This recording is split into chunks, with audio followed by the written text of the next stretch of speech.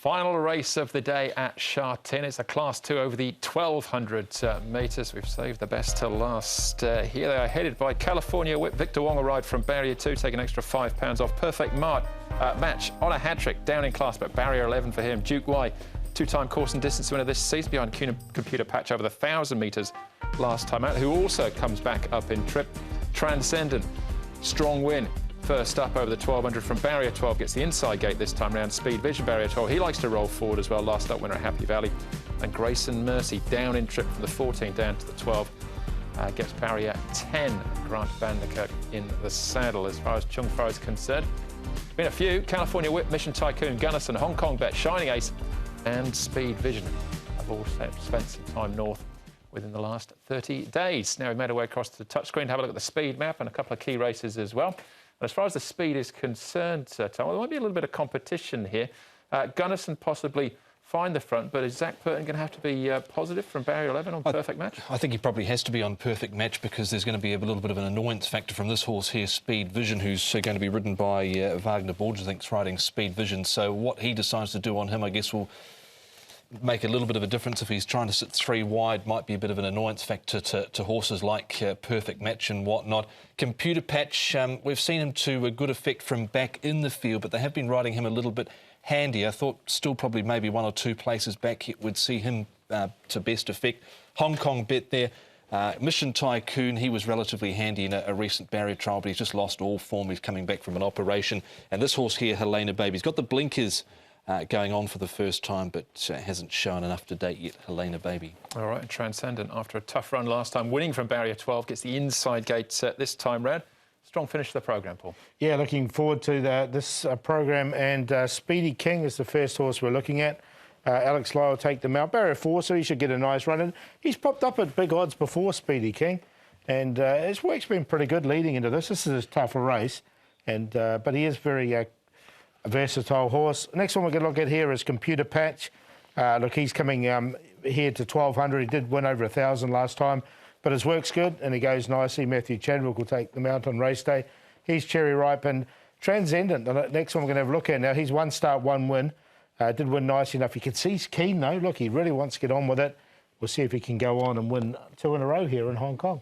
And if you want to hear from Chad Schofield, have a look at Hong Kong Direct on the multimedia showcase on the website, talking about Transcendent. We're going to start off, though, with Perfect Match, and he'll be ridden by Zach Purton. Zach, Perfect Match, you jump back on board. He's had a bit of a freshen up. What are your thoughts heading into the race?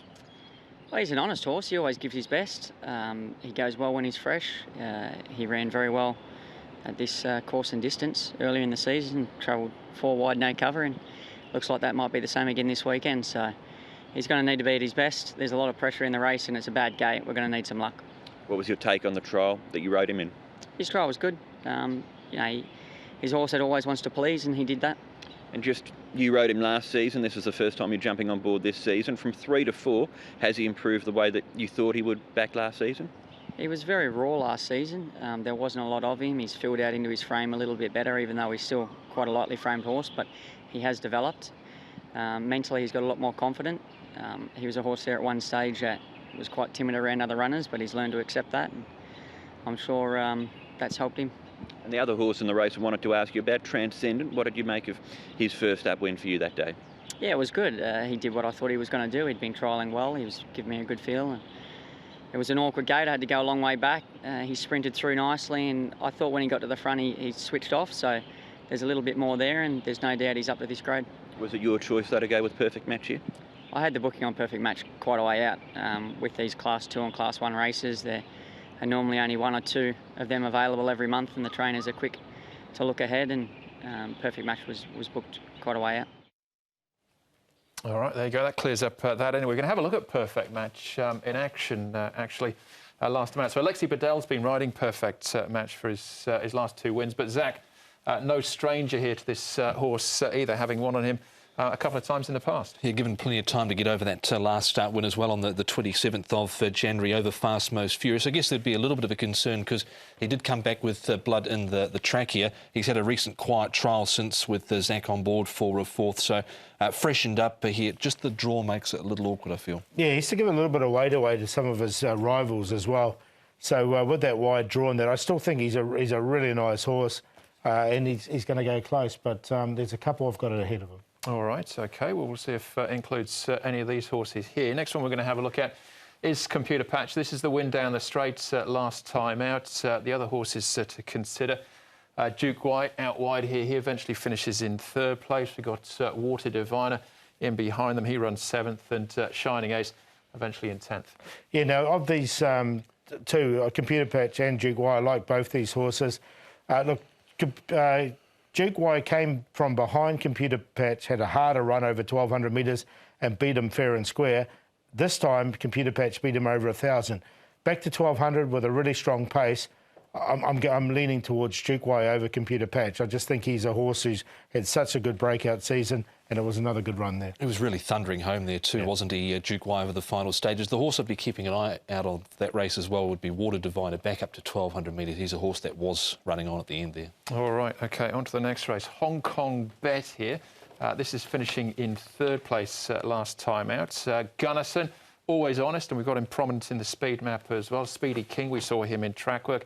And the other one is Helena Baby, right at the back here. Yeah, missed the start, does have the blinkers on this time round, Helena Baby. This horse, Hong Kong Bet, he loomed up and just got chopped down late, but just started to wonder whether he's just a Happy Valley horse or not. And Gunnison, whether it's on the turf at Happy Valley, the turf at Sha Tin, or the all-weather at Sha Tin, he always pins his ears back and tries hard. Yeah, I think Gunnison will be one of the pace influences and could set it up, set the race up.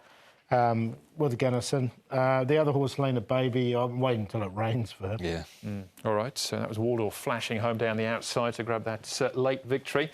Next up, well, we're just going to have a look at Transcendent. We heard Zach talking about him there. This was that win. First up for him, comes up in class.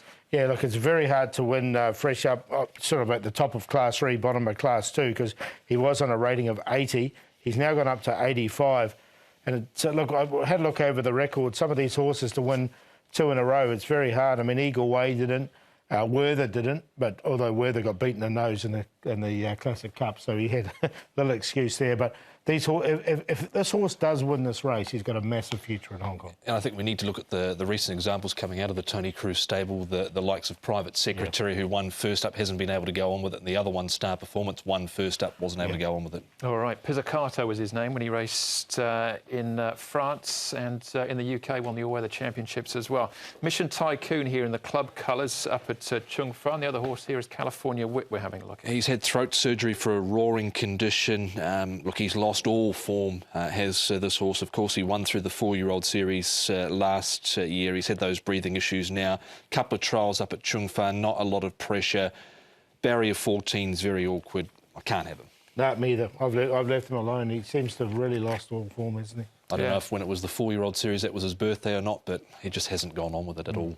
But California Whip, interestingly enough, I mean, finishes off strongly there in a very wide market here, has actually come up as our favourite at this stage, Paul, at 6.2. Yeah, I'd be surprised if he starts favourite, but there is all that early support for him. So what do we like? I like Duke White. I think Duke White is absolutely going to get the race run to suit, to beat Computer Patch. It's 1-1 between them at the moment, but Duke White's got his nose in front over 1,200 metres, then Perfect Match and Shining Ace. Yeah, I'm with Duke White. I think he'll be tough to beat here, back over 1,200 metres. That's the cue for me, 5 and 7. Computer Patch second. Thrown in Transcendent on a minor line and Perfect Match, but there's a few others you could include there as well, the likes of Water Diviner, 5, 7, 10 and 3. Yep, that's my Corella as well, the 5 and the 7. All right, straight into the stats then for the weekend, and we're going to focus on Karis Teeton back in the saddle and Paul O'Sullivan. Yeah, they team up well together. Look, they've got 21% win rate there, 42 runners for 9 wins in 6 seconds and 2/3. And Duke White is the one that we're focusing on. They'll team up with that horse in the last. All right, and I think you'll probably figure in the best bets as well. When he falls. I like him. I think Duke White can win the last and beat Computer Patch. So he's the best bet. We should get a decent price about him, and we'll definitely get a decent price about this horse, Right Choice. Karis Teeton to ride the last 2. The play being Band of Brothers, Right Choice, and Ensemble, and race number 9.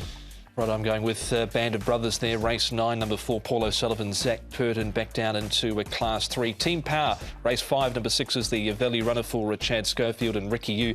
And the play will take the trio on in the sprint race, Heart Conquered, Allied Agility, Mig Energy and Grateful Heart. All right, we're having another go at Encanto Prepared here, race 4, number 8.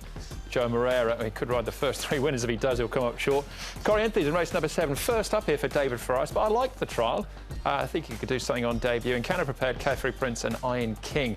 My QQP, they're going in race number 4. There you go. That's the programme for Sha Tin on Sunday, but then it's Sha Tin Wednesday and then Sha Tin Wednesday, Sunday again. Yeah, we've got the triple header, of course, the dirt meeting on Wednesday night, one of a handful of dirt meetings, 4 through the season, so I think this is number 3 for the dirt meetings.